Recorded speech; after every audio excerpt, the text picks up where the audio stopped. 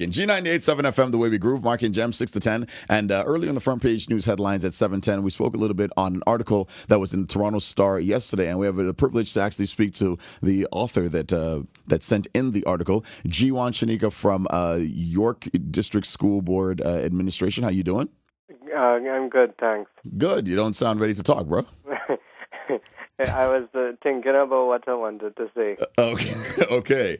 Jem, so we're talking a little bit about, of course, Bill 13, and you had an interesting take on it as you presented some emails to imams and different administrators addressing the importance of Bill 13. Give us a little bit of why you wanted to do it and what Bill 13 means to you. Well, I think what was Bill 13 is now part of the Education Act, and what started to happen was that there was a lot of misunderstanding, and I think some people tried to use the parts of what is now the Ed Act to create some fear and some hysteria by spreading misinformation about what the act was and was not, especially with regards to how we are educating children in public school, especially around issues of sexuality and issues around where there's books or texts that may be presented in which same-sex families may be presented as well.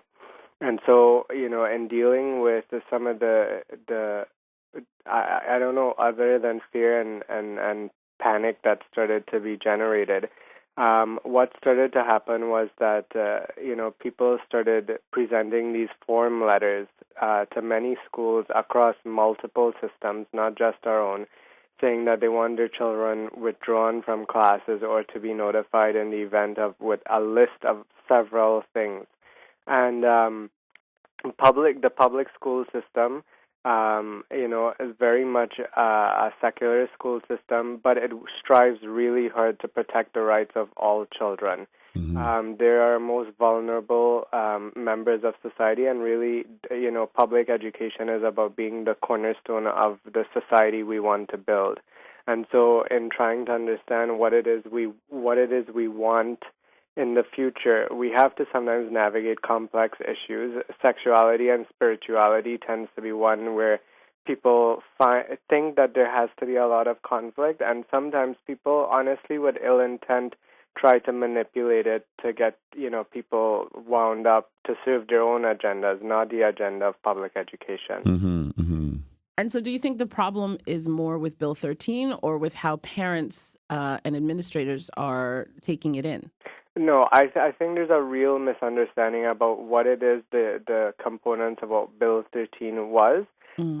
And I think that was because of the hysteria. People started there's a lot of misinformation. Bill 13 is about protecting all children from any form or type of bullying. And actually, in terms of having that as legislation, it's amazing that we have it in legislation because for an administrator, it means that there's things that I need to make sure I have in place in my building to make sure that all my kids are safe.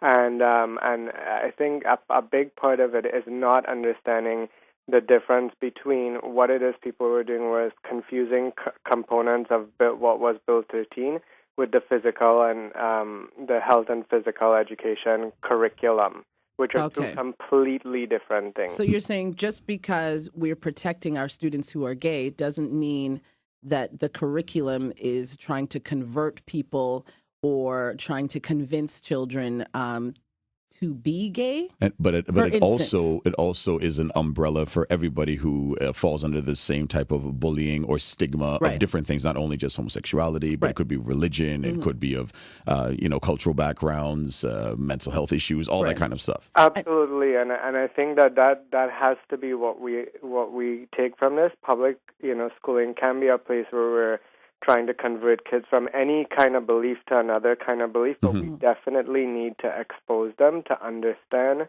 and to create the kind of respect for the kind of society we want to live in.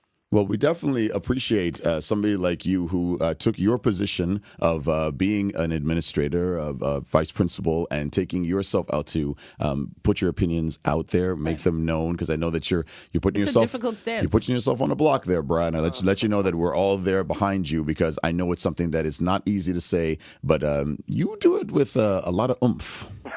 Well, I have to say, I try. I've had a lot of support from many of my colleagues and within my board as well, especially. Mm-hmm. And it's helped to really weather. I mean, there's been a couple hateful responses. I could to imagine. it, but it's been good. And sometimes, we have to have the difficult conversations to help us get where we need to go. We need more administrators to take a stance and not just kind of, make your complaints and just settle with the status quo. We need more administrators like you to take that stance. So we thank you. And what's also very important too is that you make that stance. A lot of people make that stance within their own little box and bubble. Yeah. But you coming out and putting it out onto the paper for the whole public to see is most important. We thank you very much, and I hope you got my response to how I would have responded to them.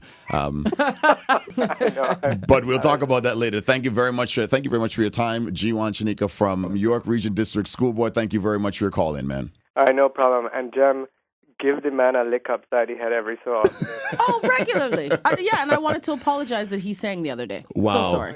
You know what? I was like, the bad thing is, all the people in the East, block off from listening to the radio. They're Right. lucky. I couldn't even call to say nothing. Wow, that's so good. That's why we block you guys off. Thank you very much, Jiwan. Thanks, Jiwan. Take care, brother. All right.